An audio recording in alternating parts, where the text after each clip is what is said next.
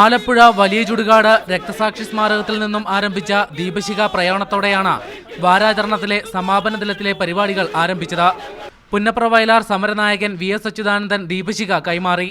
നൂറുകണക്കിന് പ്രവർത്തകരുടെ അകമ്പടിയോടെ വയലാറിൽ എത്തിച്ച ദീപശിഖ രക്തസാക്ഷി സ്മാരകത്തിൽ സ്ഥാപിച്ചു. തുടർന്ന് വയലാർ രാമവർമ്മ അനുസ്മരണ സമ്മേളനം നടന്നു. വൈകിട്ട് നടന്ന സമാപന സമ്മേളനത്തിൽ VS അച്യുതാനന്ദൻ, പിണറായി വിജയൻ, പന്ന്യൻ രവീന്ദ്രൻ തുടങ്ങിയ പ്രമുഖർ പങ്കെടുത്തു. 6 പതിറ്റാണ്ട് മുമ്പ് നടന്ന ത്യാഗോജ്ജല സമരത്തിന്റെ ഓർമ്മ പുതുക്കുന്നതായിരുന്നു VSന്റെ പ്രസംഗം.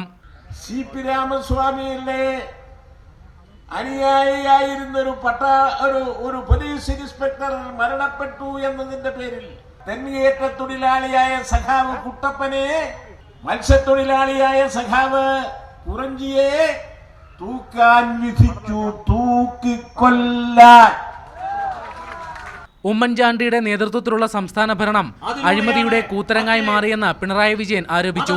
മോദിയുടെ ഭരണത്തിന് കീഴിൽ രാജ്യത്തിന്റെ നയരൂപീകരണം കോർപ്പറേറ്റുകളുടെ കയ്യിലായെന്ന് പന്ന്യൻ രവീന്ദ്രൻ പറഞ്ഞു.